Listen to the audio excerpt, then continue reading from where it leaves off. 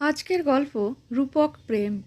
গল্পটি শুনে ভালো লাগলে অবশ্যই আমার চ্যানেলটি সাবস্ক্রাইব করে আমার পাশে থাকবেন ও বেল আইকনটি অন করে দেবেন, যাতে আমার দেওয়া সমস্ত গল্প খুব তাড়াতাড়ি আপনাদের কাছে পৌঁছে যায়।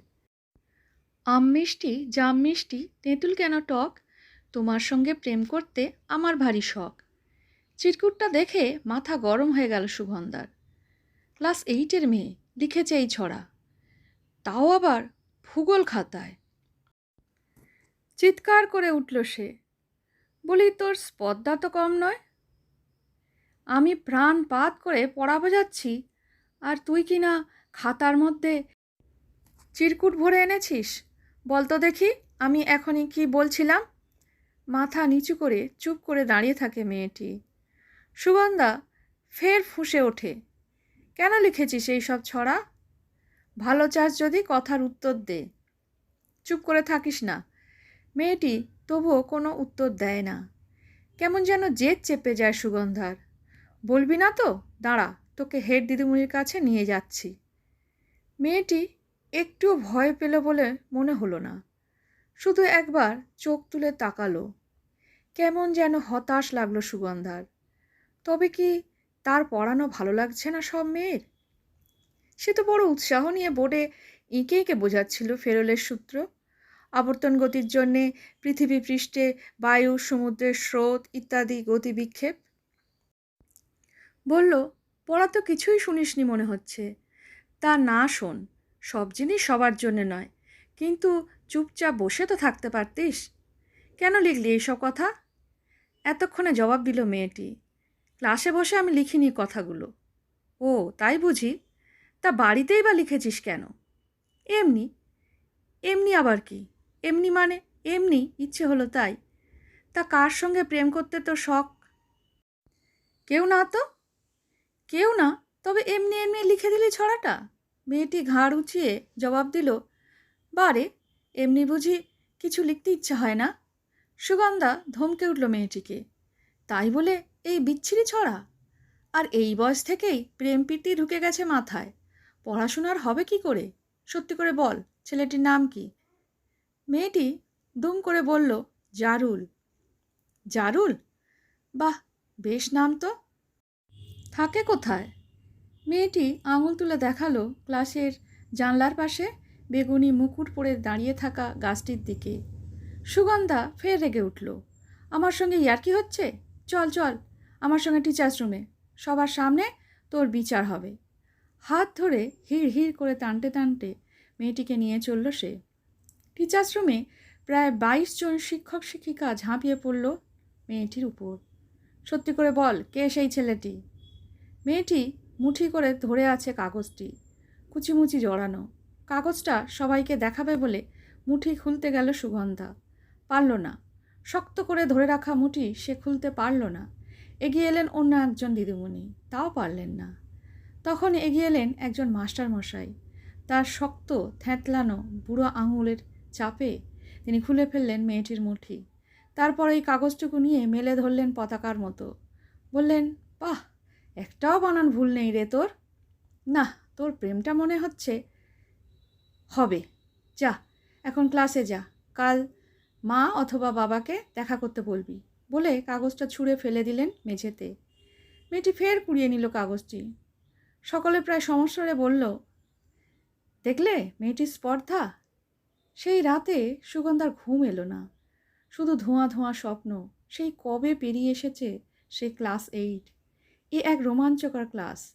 শাড়ি পরা, বড় হওয়ার হাতছানি, চোখে চোখে কথা বলার দিন, পাশের বাড়ি নন্তুদা ছাদে উঠলে কাপড় মেলার ওছিলায় ছাদে চলে যাওয়া, বাথরুমে ঢুকে জোরে জোরে গান গাওয়া যাতে পাশের বাড়ি পর্যন্ত সেই গান পৌঁছয়, নন্তুদার পোষা কাঠবিড়ালিটাকে সুযোগ পেলেই আদর করা।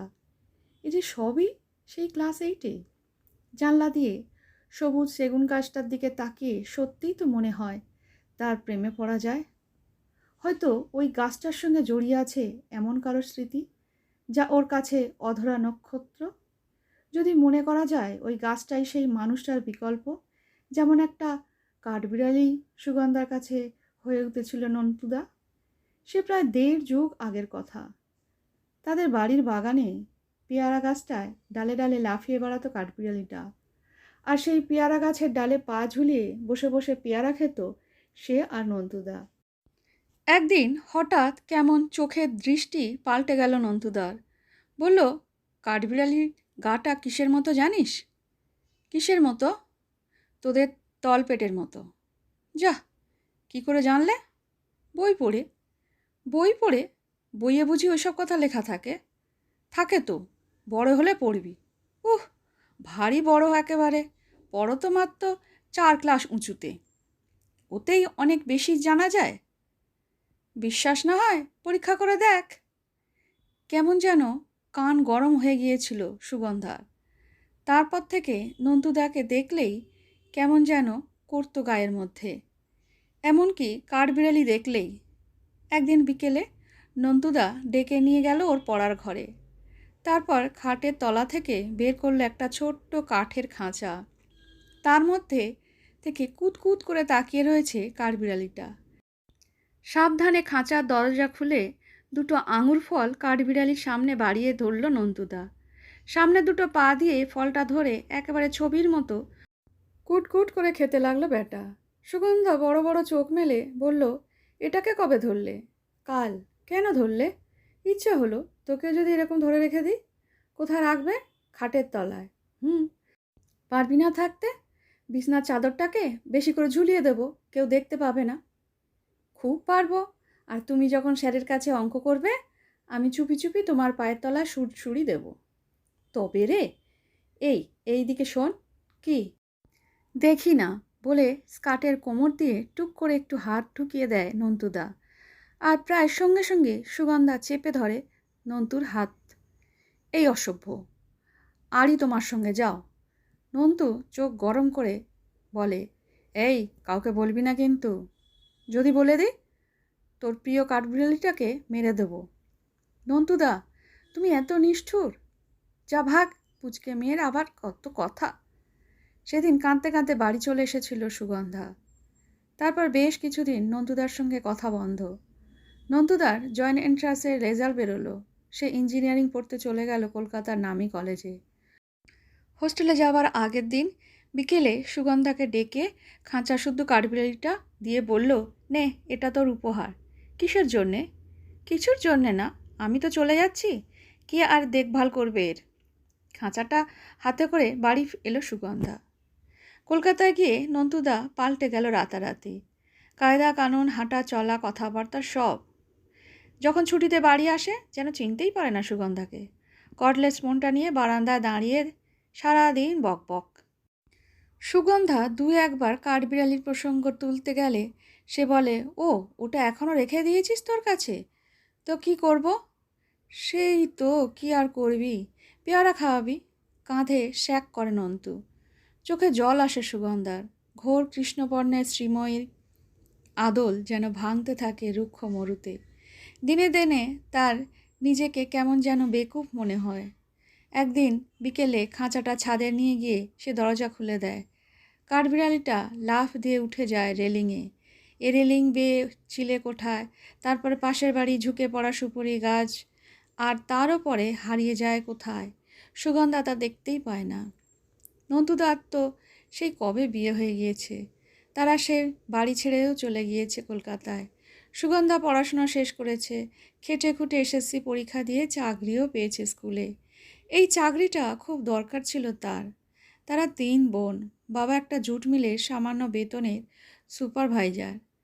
সেই চাকরি পেয়ে একে একে বিয়ে দিয়েছে বোন দুটোর। এতদিনে তার বিয়ের ব্যাপারে উদ্যোগী হয়েছে সকলে, কিন্তু এখন তার বয়স হয়েছে। বয়স পেরিয়ে গেছে 30-এ। রুক্ষ হয়েছে ত্বক, হালকা হয়েছে চুলের গোছ। তার বয়সে শেষ বিকেলে স্ত্রীটুকু নেই তা নয়, তবে তা খুঁজে নিতে হয়। পরদিন স্কুলে সেই মেয়েটির মা এলো। বললেন, ডেকেছিলেন দিদিমণি? বড়দি বললেন, হ্যাঁ, এই যে সুগন্ধা দিদিমণি, একেই জিজ্ঞাসা করুন আপনার মেয়ে কি করেছিল ক্লাসে। সময় গড়ানোর সঙ্গে সঙ্গে কেমন রাগটাও থিতিয়ে গিয়েছিল সুগন্ধার। বলল, আপনার মেয়ে কোনো বদ সঙ্গে পড়েছে কি না খোঁজ করুন। ছড়াটাও ও কাকে লিখেছে একটু দেখুন। মা বললেন, তেমন তো কিছু টের পাই না। বড়দি বললেন, সবচেয়ে বড় কথা, ও আমাদের সঙ্গে মজা করেছে, আমাদের সঙ্গে চালাকি করেছে। লঘুগুরু জ্ঞান নেই ওর। বলে কি না ও ছড়াটা লিখেছে জারুল গাছকে। মা কাঁচুমাচু মুখে মেয়ের দিকে তাকিয়ে বললেন, কিরে, এমন কথা বলেছিস? মেয়েটি এবার ফের ফুঁসে উঠল, হ্যাঁ বলেছি তো। সত্যি তো, আমি ওই গাছটিকেই লিখেছি ছড়াটা। এবার বড়দি বেশ গম্ভীরভাবে বললেন, মেয়েকে যে শুধু শাসন করবেন তাই নয়, মেয়েকে একটু ডাক্তারও দেখাবেন। মায়ের সঙ্গে মেয়েটি চলে গেল।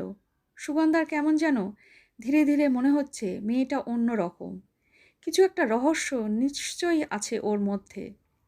টিফিনের সময় ওকে ডেকে নিয়ে গেল সে ভূগোলের ল্যাবরেটরিতে। চারিদিকে দরজা জানলা বন্ধ, ফাঁকা শুনশান। সুগন্ধা ঢুকে আলো ফ্যান চালিয়ে দিল।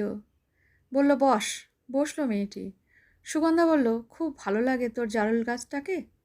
মেয়েটি রেগে উঠে বলল, এক কথা বারবার আমাকে জিজ্ঞাসা করছেন কেন বলুন তো? মাথায় হাত দিল মেয়েটি। রাগ করছিস কেন? আমাকে বল না, কেন তোর এত ভালো লাগে গাছটা? মেয়েটি এবার মাথা নিচু করে বেঞ্চের কোণ খোটে। ও বলে, আমরা আগে আন্দামানে থাকতাম। আমার বাবা ওখানে বিজ্ঞাপনের ছবি আঁকত। আমি যখন ক্লাস 3তে পড়ি তখন ওখানে সুনামি হলো। কি বড় বড় ঢেউ, কত ঘর বাড়ি ভেসে গেল। যদিও আমাদের ওখানে সেভাবে কিছু হয়নি, তবুও বাবা ভয় পেয়ে গেল। সব কিছু গুছিয়ে আমরা চলে এলাম ঠাকুমার কাছে। আমাদের পাড়ায় একটা মস্ত বড় জারুল গাছ ছিল, বেগুনি ফুলে ভরে থাকতো গাছটা। আমরা, আমি, রণ, রিন্টু, মিলি, দুষ্টু সবাই মিলে গাছের তলায় ফুল কুড়োতাম। তারপর কাঁচের বাটিতে জল দিয়ে ছড়িয়ে দিতাম ফুলগুলো। গাছটা দেখলেই খুব মনে পড়ে ওদের কথা। সবাই তোরা এক ক্লাসেই পড়তিস? হ্যাঁ। একসঙ্গে খেলতিস? হ্যাঁ। কারোর কথা একটু বেশি মনে পড়ে না তার মধ্যে? চমকে চোখ তুলে তাকায় মেয়েটি, তারপর চোখ নামিয়ে নেয়। সুগন্ধা বলে, কিরে, বলবি না? মেয়েটি বলে, জারুল গাছটা জানে। পরদিন ক্লাসে পড়াতে পড়াতে সুগন্ধার চোখ চলে যায় ফুলে ফুলে ভরা ডালপালা মেলা মস্ত ওই গাছটার দিকে। থমকে থাকায় সে, তারপর তাকিয়েই থাকে এক দৃষ্টে। তার পলক পড়ে না।